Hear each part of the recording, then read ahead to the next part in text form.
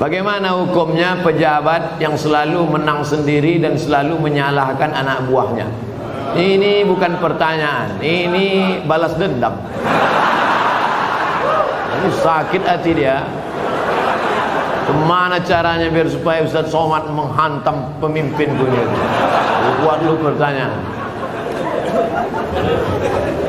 Itu pula masalahnya.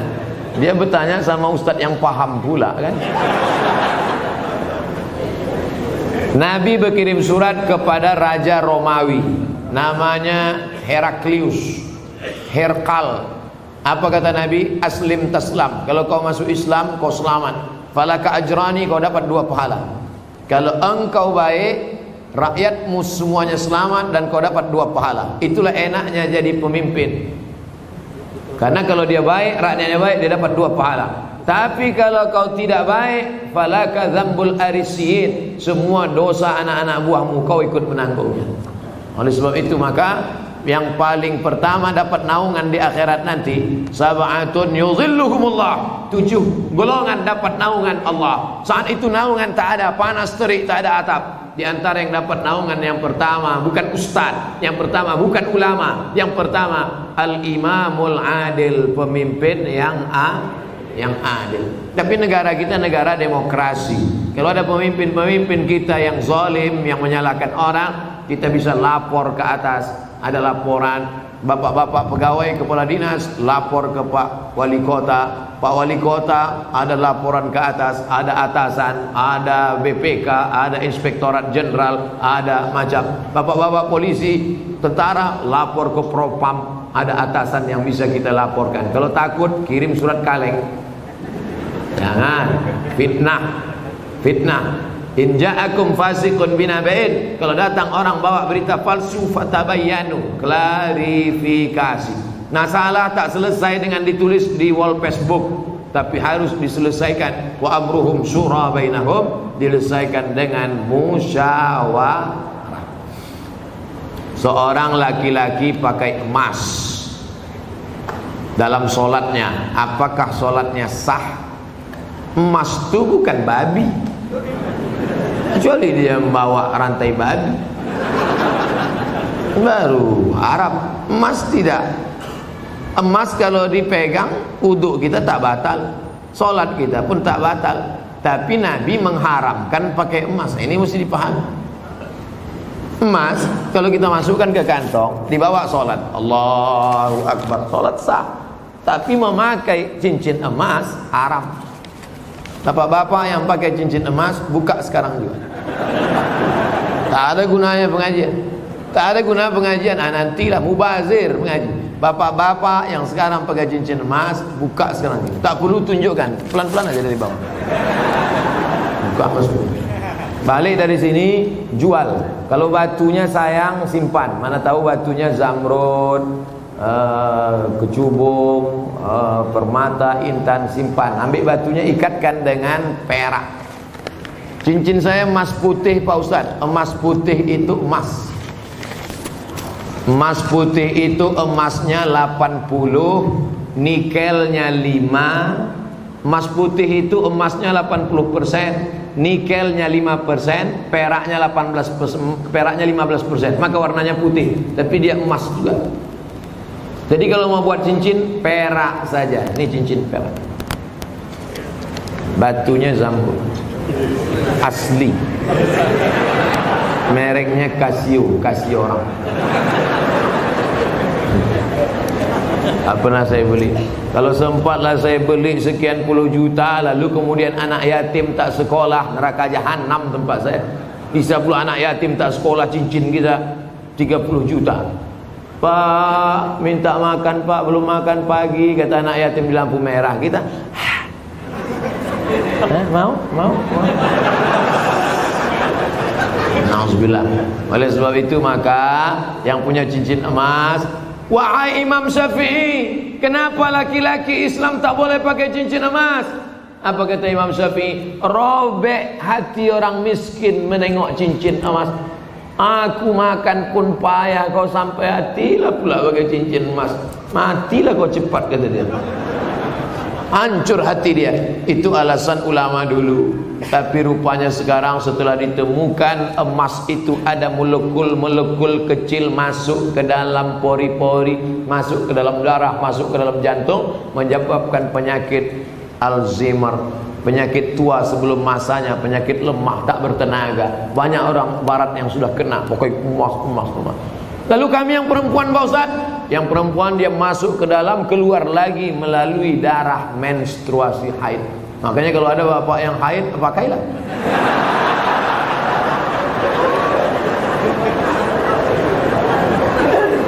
Saya selalu ketiduran, tak dapat sholat subuh. Orang yang tak sholat subuh karena ketiduran, ada hadisnya. Man nama, siapa yang tidur, walam yusalli, sampai tak sembahyang subuh, balas syaitanu fi uzuni, setan kencing di telinganya. Yang tadi tak sembahyang subuh, itu tertulis di sini, toilet setan. Makanya ceramah ini harus terus diamalkan. Balik dari sini, pergi ke toko jam di Tanjung Pinang, cari dia. Mbak, apa jam yang paling mantap di sini? Nah, ini satu. Tanya dia, ada tak jam yang bisa menyipak? Asal jam 5 menyipak dia, kalau pang. Sampai bangun subuh. Ibu-ibu yang membangunkan lakinya, rahimallahu mra'atan, Allah mencurahkan rahmat pada laki-laki, aiqadha ahlahu, yang membangunkan istrinya untuk sholat subuh. Bangun mama bangun. Bangun ibu. Tapi sekarang tak jelas lagi dunia ini, Ustaz. Entah siapa yang membangunkan, entah siapa yang dibangunkan. Ibu tu pula yang membawa air setimba. Bangun. Yang aslinya kalianlah laki-laki yang membangunkan perempuan. Tak satu dua perempuan mengadu, melapor, Ustaz, kusangka dulu kalau nikah sama dia aku bahagia. Dia PNS, golongan 4A, gajinya banyak, tunjangannya hebat, rumahnya besar, mobilnya mewah. Ternyata setelah nikah sama dia menderita, Ustaz, macam tidur sama babi hutan. Walaupun hidup 1000 tahun, kalau tak sembayang, apa gunanya? Walaupun hidup 1000 tahun, kalau tak sembayang, apa gunanya? Besok pagi masak sarapan, ibu nyanyikan lagu itu. Walaupun hidup 1000 tahun, sambil ngacau teh. Walaupun hidup. Kau nyindir aku ya? Enggak, aku tak ada nyindir. Ini lagu Ustaz Somad semalam waktu di masjid.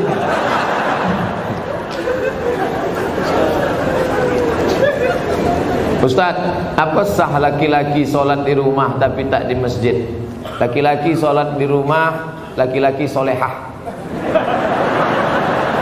Laki-laki sholat di masjid.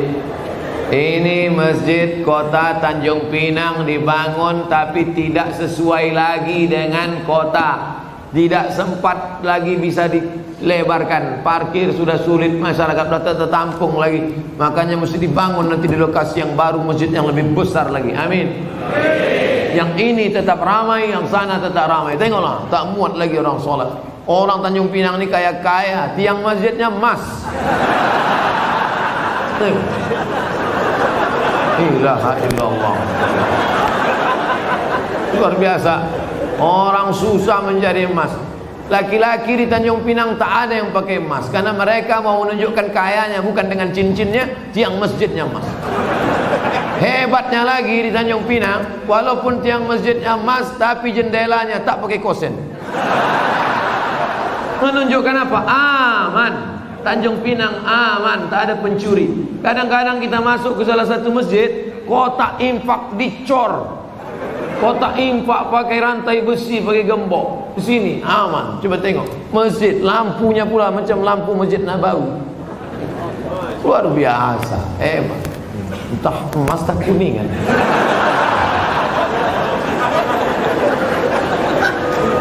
Apa maksud saya? Nikmat yang sudah besar ini maka dibalas dengan sholat berjamaah. Tapi rasanya mengajak orang Tanjung Pinang sholat berjamaah mubazir. Karena sholat berjamaah di Tanjung Pinang, coba tengok, melimpah ruah sampai tak muat keluar-luar. Tengok, itu yang di luar-luar yang berdiri itu juga dapat pahala sholat berjamaah. Kalau sholat. Enggak sholat mana mau dapat? Layan tayanna, mereka yang tak datang ke masjid, jangan ulangi lagi. Yang sholat di kantor, yang sholat di rumah, yang sholat di kamar, jangan ulangi lagi, kata Nabi. Kalau kalian tetap sholat di rumah, la uharriqanna alaihim buyutahum, ku bakar rumah mereka. Nabi yang bilang, kalau kalian sholat di rumah, ku bakar rumah mereka. Kalau hidup Nabi sekarang bertambah hotspot titik api.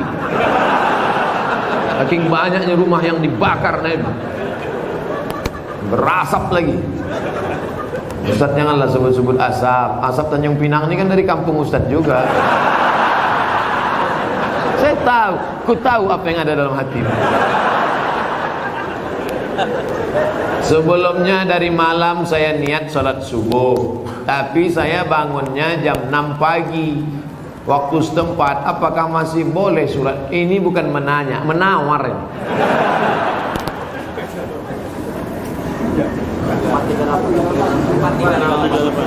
Subuh 4.38. Imsak subuh, zuhur, asar, maghrib, isya. Maghribnya jam. Kalau maghribnya jam 6:04, kalau maghribnya jam 6:04, kurangi 15 menit.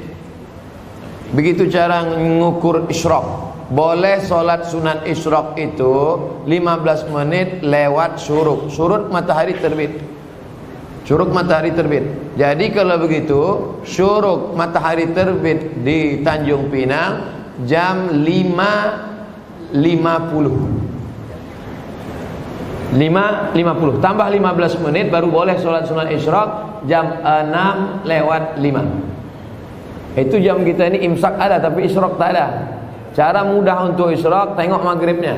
Jam berapa maghribnya, begitu boleh isyraq. Kalau maghribnya jam 6:04, maka boleh sholat sunat isyraq jam 6 subuh lewat 5. 15 menit sebelum itu subuh sudah habis. Maka di Tanjung Pinang untuk saat ini subuh sudah habis jam 5.50. Kawan nih bangun jam 6. Ini kencing toilet setan juga. Oleh sebab itu jangan sampai tak sholat subuh. Bangun sholat subuh walaupun lambat jam 5.30. Ada waktu 20 menit lagi, jangan langsung sholat subuh, tapi qabliyah subuh. Karena qabliyah subuh khairum minad dunya wa ma fiha. Usolli sunnata subhi rak'ataini qabliyatan. Rakaat pertama qul ya ayyuhal kafirun. Rakaat kedua qul huwallahu ahad. Baru iqamat, baru sholat subuh. Jangan tinggalkan qabliyah subuh. Jangan tinggalkan qabliyah subuh walaupun terlambat. Apakah ambil zakat menunggu orang minta zakat atau mencari yang wajib zakat menerima zakat? Khuz, ambil zakat, khuz, ambil. Bukan, ayo orang beriman berzakatlah. Yang mau zakat silakan, yang nggak mau nggak apa-apa. Bukan begitu bunyi ayatnya. Khuz, ambil. Makanya yang punya jabatan kekuasaan buatkan perda, peraturan daerah, bayar zakat. PNS, ASN, perusahaan, BUMN bayar zakat ke Basnas. Yang tak mau bayar zakat tekan materi 6.000, siap dipindahkan ke sejauh mata memandang. Bisa apa tak bisa? Sudah, kata Pak Wadi. Sudah diterapkan. Langsung zakat potong atas. Abdul Somad jadi tim sosialisasi zakat provinsi 5 tahun. Bayarlah zakat. Tak takut orang. Tak ada jabatan, tak ada kekuasaan. Tapi begitu bupati tanda tangan perda bayar zakat, langsung 10 miliar. Selama saya ceramah, yang paling besar zakatnya Aceh Barat, Meulabu, 15 miliar kabupaten. 15 M. Pas saya ceramah sana, saya tak tahu. Saya pun ceramah di kampung saya di Riau ada kabupaten 10 miliar. Mereka senyum-senyum. Pas makan, berapa tadi Ustaz? 10 saya bilang. Kami 15 katanya. Dalam hati saya Abdul Somad akan datang kalau mau ceramah tanya dulu. Pastikan kita lebih besar. Maka saya ingat betul itu. Mau labuh itu 15 dulu 4 tahun yang lalu. Sekarang lebih besar lagi. Bagaimana cara menegur khotib yang lupa rukun khutbah? Kasih tahu, Pak Khotib lupa rukun khutbah 5. Semua laki-laki di sini wajib bisa khutbah. Karena mana tahu nanti pergi ke pulau, kebetulan ditugaskan Pak Wali pergi ke pulau. Sampai di pulau ada sholat Jumat. Apa kata pengurus masjid? Hari ini Jumat tidak jadi karena nggak ada khotib. Karena khotib mencret. Karena khotib demam. Maka PNS yang datang tadi berdiri, saya bisa jadi khotib. 5 rukun khutbah. Naik ke atas mimbar, alhamdulillah wassalatu wassalamu ala rasulillah ya ayyuhalladzina amanu taqullah usikum wa nafsi bitaqwallah Allahumma fir lil muslimina wal muslimat. Duduk. Habis itu tegak lagi, alhamdulillah Allahumma salli ala sayyidina Muhammad ya ayyuhalladzina amanu taqullah usikum wa nafsi bitaqwallah Allahumma fir lil muslimina wal muslimat. Dah, omat. Rukun khutbah cuma 5. Alhamdulillah, solawat, ayat, wasiat takwa, doa. Alhamdulillah, solawat, ayat, wasiat takwa, doa. Selesai sholat, Bapak dari mana? PNS Tanjung Pinang. Kok pendek kali rukunnya? Aku masih syukur bisa, kau tak bisa lagi.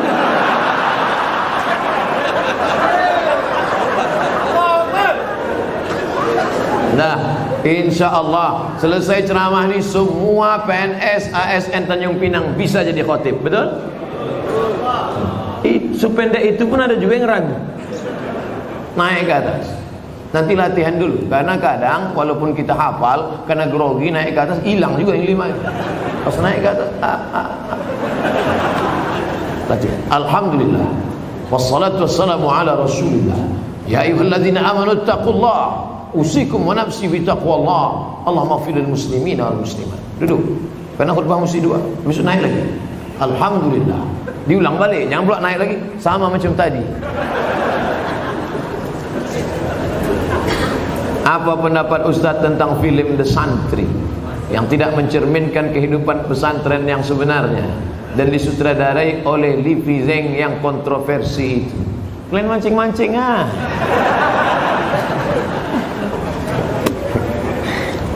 Udah banyak komentar udah. Ikuti aja yang udah ada tuh. Saya yang beban lama aja belum selesai lagi.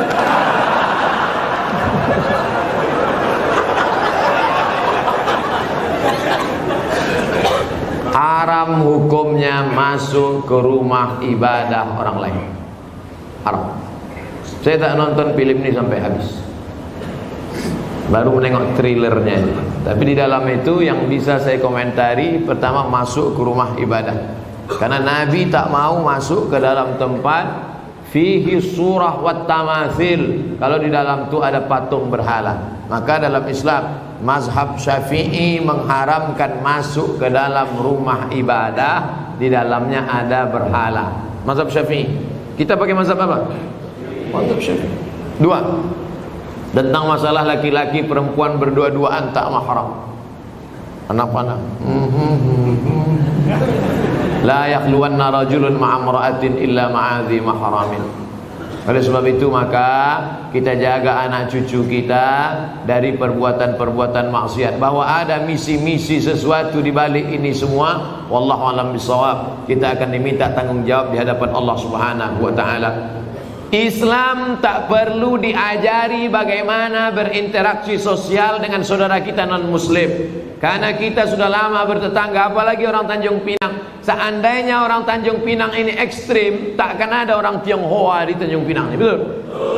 Kita semuanya bisa menerima, siapapun yang datang semua bertetangga, berkawan, bersahabat. Tapi kalau sudah dalam masalah ibadah, ritual, tak ada tawar menawar. Wala ana abidum ma'abatum wala antum abiduna ma'abud lakum dinukum. Ini sekarang banyak yang tak bisa membedakan kebablasan, tak bisa membedakan mana toleransi, mana telurasin. Harus bisa dibedakan. Jangan karena toleransi mengorbankan keyakinan akidah anak-anak kita. Nauzubillah. Dan orang-orang yang pernah di pesantren pun ketika menonton itu, ini bukan anak pesantren. Anak pesantren tak begitu. Bagaimana tanggapan Ustadz tentang disertasi Dr. Abdul Aziz mengenai seks pranikah? Ini tulisan seorang bernama Sahrur. Siapa namanya? Sahrur, bukan Pak Sahrul. Pak Sahrul Pak wali kita. Seorang laki-laki namanya Sahrur. Sahrur artinya burung.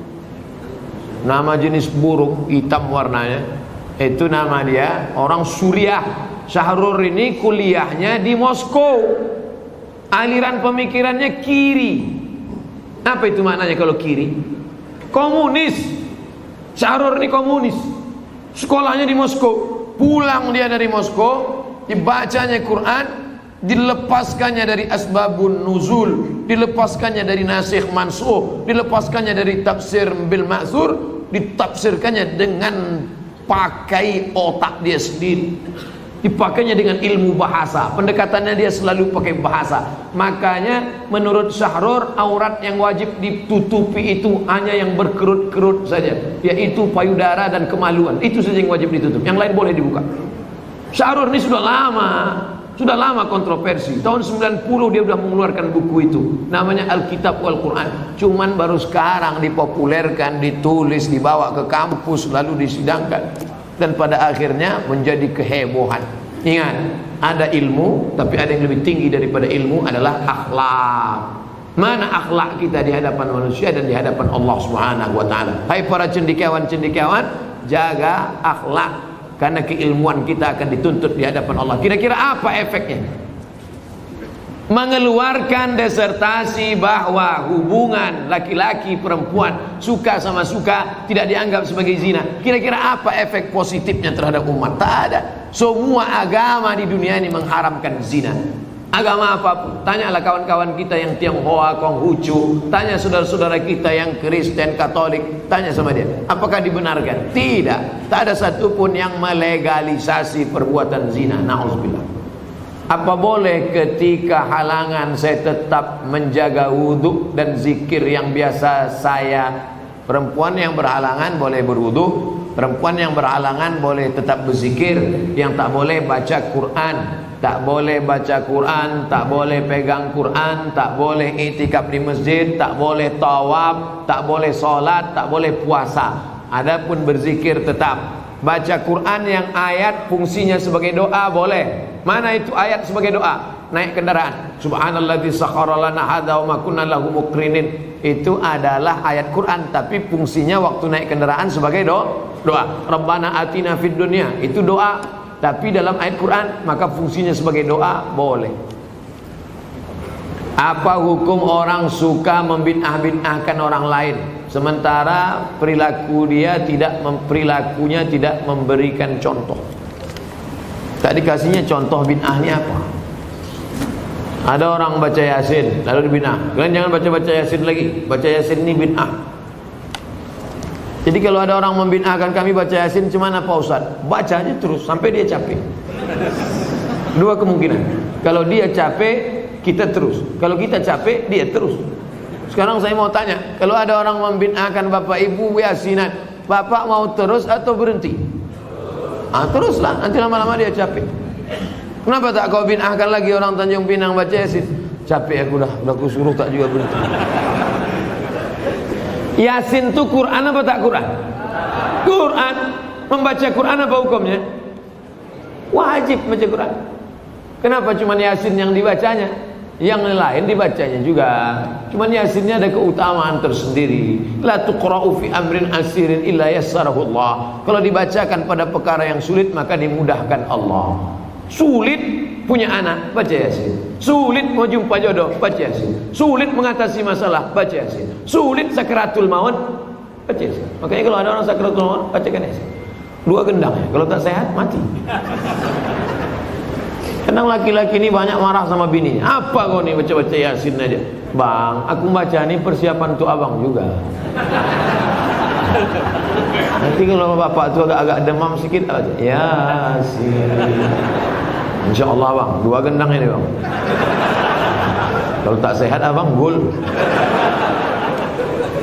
Pak Ustaz Abdul Somad mohon doakan putra kami Fatli bangsawan diterima di sekolah kedinasan Akmil Akademi Militer. Di akhir majelis kita doa. Ibunya bapaknya tiap malam baca Yasin. Selesai baca Yasin, ya Allah berkat kemuliaan surat Yasin ini diterimalah anakku hendaknya.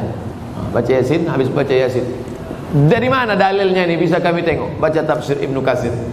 La muqaddimah surat Yasin, tafsir Ibnu Katsir, la tuqra'u fi amrin asirin illa yassarahullah. Kalau dibacakan pada perkara yang sulit, susah, dimudahkan Allah. Saya kuliah sudah 4 tahun, tapi masih semester 4. Harusnya sudah semester 8. Saya tak bisa lanjut karena kampus saya tak lengkap peralatannya. Oh, bukan salah dia. Oke, jangan mudah kita suuzon. Harusnya di semester 5 ini saya ujian dan praktek. Saya galau Pak Ustadz, umur sudah 25 tahun. Kapan lagi saya mau menyenangkan keluarga dan menjadi mandiri? Mohon bimbingannya Pak Ustadz. Pindah aja kampus lain. Apa dipertahankan sih? Jangankan kau, kami pun membacanya galau. Apa 4 tahun? Pindah kampus lain. Banyak universitas berserak-serak di Kepulauan Riau. Susah dipertahankan situ. Yang perlu dipertahankan itu sehidup semati denganmu, Mas. Itu kalau nikah. Kalau sama kampus apa pula sehidup semati? Biar kampus itu mati. Ketika sholat subuh saya lupa baca kunut. Setelah salam saya baru teringat. Apa yang perlu saya lakukan Pak Ustaz? Sujud sahwi kalau engkau mazhabnya Syafi'i. Sami Allahu liman hamidah. Allahu akbar. Tak akan bangkit lagi ke atas. Terus saja sujud. Rabbi fili warhamni wajburni warfa'ni warzuqni wahdini wa'afini wa'afani. Allahu akbar. Subhana rabbil a'la bihamdi. Allahu akbar. At-tahiyatul barakatuh salawatu. Sebelum salam sujud. Allahu akbar. Subhana man la yanamu wa la yashu. Maha suci Allah yang tak tidur, yang tak lupa. Allahu akbar. Duduk lagi. Sujud lagi, sujud 2 kali. Allahu akbar. Subhana man la yanamu wa la yashu. Allahu akbar. Baru salam. Assalamualaikum warahmatullah. Begitu juga jadi imam. Imam lupa doa kunut dalam mazhab Syafi'i, sujud sahwi. Kalau imam sujud sahwi, saya ikut tak apa? Ikut. Ini banyak juga makmum tak ikut. Imam sujud sahwi, dia diam aja. Pas salam, kau kenapa tak sujud sahwi? Yang lupa kan dia, aku tidak. Nak ikut imam. Ju'ilal imam liutamma bih. Yang tak baca kunut tu mazhab apa Pak Ustaz? Hambali. Hambali sama Hanafi tak ada kunutnya. Makanya di Masjidil Haram waktu Bapak Ibu umrah kemarin ada pakai kunut subuh. Tidak. Masjidil Haram tak pakai kunut subuh karena imamnya mazhabnya Hambali sejak tahun 1924. Sejak 1924 mazhabnya Hambali. Sebelum itu Makkah itu mazhabnya Syafi'i. Terjadi revolusi King Abdul Aziz. Yang sekarang ini Salman bin Abdul Aziz menggantikan abangnya Abdullah bin Abdul Aziz, menggantikan abangnya Fahad bin Abdul Aziz, menggantikan abangnya Khalid bin Abdul Aziz, menggantikan abangnya Faisal bin Abdul Aziz, menggantikan abangnya Su'ud bin Abdul Aziz, menggantikan ayahnya King Abdul Aziz. Jadi sejak Abdul Aziz geng ini aja dia bermazhab Hambali. Sebelum itu dulu mazhabnya Syafi'i. Dulu mazhab paling besar di Makkah itu mazhab Syafi'i. Nama orang yang terakhir menjadi penguasa Makkah keturunan Nabi Muhammad namanya Syarif Aunur Rafiq. Aunur Rafiq. Aun pertolongan, Rafiq Allah SWT. Aunur Rafiq pertolongan Allah SWT. Saya telah selesai subuh. Setelah itu datang orang ngajak sholat lagi. Apakah boleh saya sholat lagi Pak Ustaz? Ngajak-ngajak makan lah. Ngajak sholat. Kata orang sekarang, kalau ngajak-ngajak makan lah, apa pula ngajak sholat? Apakah ada tradisi zaman sahabat Nabi ngajak sholat? Ada. Hadisnya sahih, sahih. Nabi sholat di masjid. Selesai Nabi sholat di masjid, Nabi pulang. Sahabat tadi tak pulang, dia tetap di masjid. Lalu kemudian ketika dia sedang duduk, datang orang kampungnya terlambat sholat.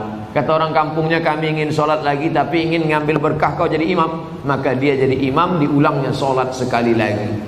Apa pelajaran dari sini? 3. Pertama, bahwa kita boleh sholat 2 kali. Sholat pertama menggugurkan kewajiban. Sholat yang kedua mencari fadilah, keutamaan. 2. Bahwa imam boleh sholat sunat, makmumnya sholat Karena dia yang pertama tadi sholat wajib, yang kedua itu sholat dia terhitung sholat mencari fadilah sunat, sedangkan makmumnya sholat wajib. Itulah dalil dalam mazhab Syafi'i, boleh imamnya sholat sunat, makmumnya sholat wajib. Masuk kita ke masjid, ada nampak orang sholat, kita tepuk bahunya, kita pun sholat. Selepas sholat salam, assalamualaikum warahmatullahi wabarakatuh. Mohon maaf ya dek, tadi saya sholat tahiyatul masjid gitu.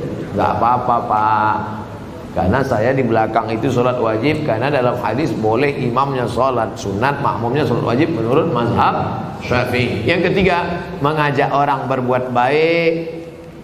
Wa ta'awanu 'alal birri wat taqwa. Bagaimana hukumnya? Oh ini udah tadi. Nah, ini yang tiga ini sudah tadi. Di akhir majelis mari kita sama-sama berdoa kepada Allah Subhanahu wa taala, mudah-mudahan kita istiqamah dan mati dalam keadaan husnul khatimah. Selama bekerja sebagai PNS ini dijadikan Allah segala amal kita ini bernilai ibadah.